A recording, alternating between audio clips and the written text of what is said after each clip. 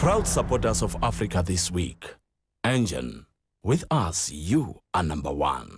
It's estimated that South Africa's ICT sector will grow to 187 billion rand in 2011, with an estimated figure of 250 billion by 2020. Now, Ray Defterios, Chief Client Officer at ICT firm Gajima, gave us an overview of the sector.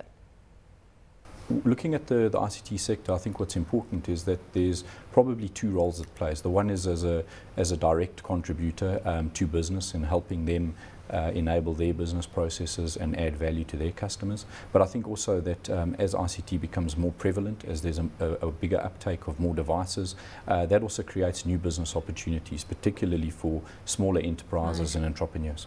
I mean, you talk about smaller devices, and I just think simplistically here, handsets and cell phones. And many people say when you look at that particular segment of the market, South Africa is a saturated market. How much more growth can there be in an economy like this? I think that it's true that there's a very good coverage of those types of devices.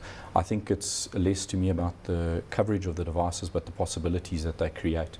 We find with many IT technologies that it takes around 5 years for people to really uptake the possibilities, to begin to use them at a deeper level.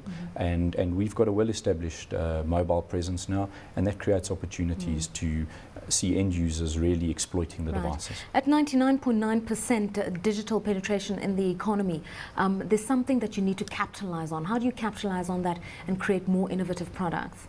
I think that's really the essence of it, is that large enterprises want to use that penetration. If you compare that to something like PC penetration or access to traditional internet in the office, or whether that may be at home, that's a much higher percentage, which means if you can leverage that, you can really get a great result from reaching, including people in your services.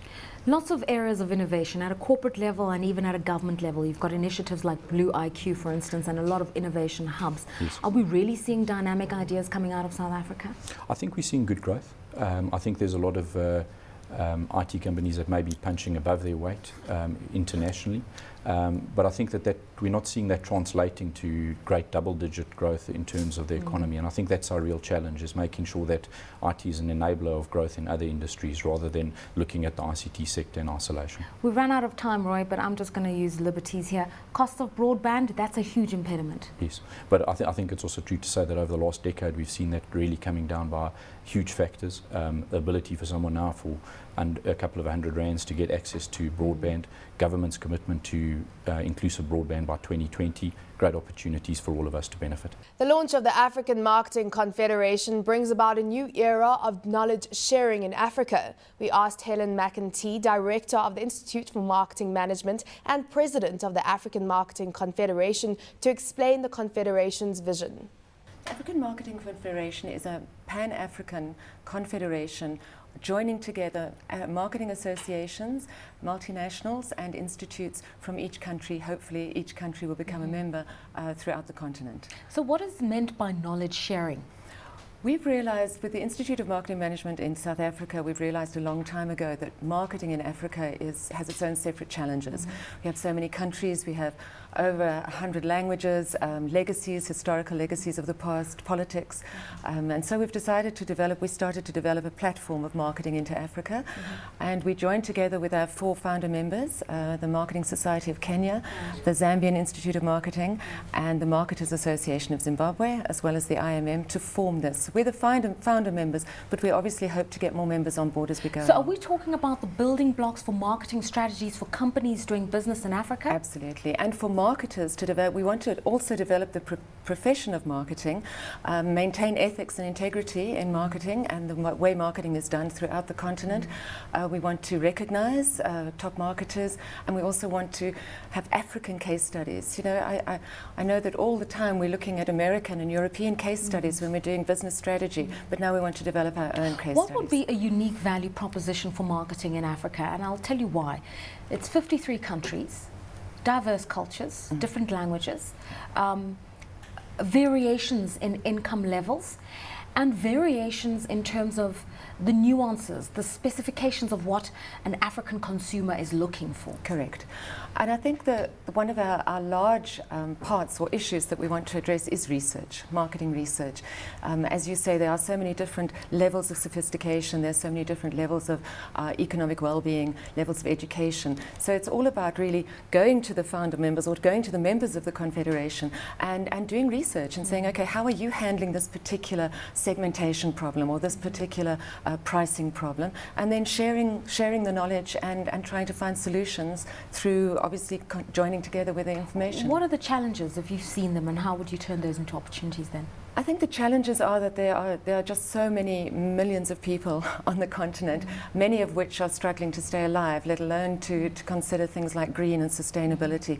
So that's one of the challenges. Obviously challenges in terms of politics, but we've been looking at the continent, as a lot of people have been doing, and believe that this is the new playground. This is where it's all going to happen. The sort of key marketing messages that must come out, because from a macro level, we keep on talking about the rise of the African giant. We're Correct. talking about Africa, the new frontier, South Africa, an emerging market economy, you know, the growth of the African consumer. What are sort of the key messages that any company doing business in Africa should already be tapping into?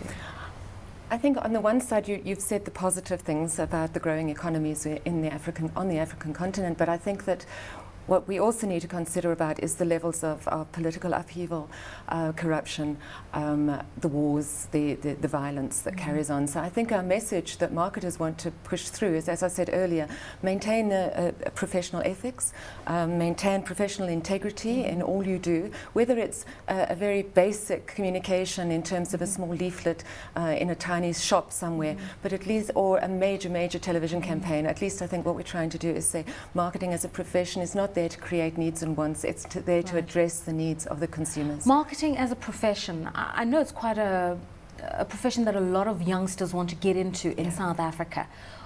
What are the trends in the rest of the markets that you're working in at the moment? I think definitely marketing is becoming more and more recognized as a profession of choice. I think over the years people have realized that it's not just about sales management, it's not just about advertising, that it's actually a general management type profession to go into. You don't just study marketing for 3 or 4 years, you do business law, you do commerce, you do finance, you do all of those other kind of things. So when in the past I think they thought it was perhaps an easy option, oh, let me go and do marketing because I don't feel like just studying hard. I think now the youngsters have actually started to realize that it's a At the moment, course. have you made attempts to collaborate with universities in these 4 countries to try to really elevate the field, the discipline? Absolutely, we certainly have. Because the IMM has been so sort of prevalent since 1948 in South Africa, we've got a graduate school of marketing, so we're very well known in terms of marketing education.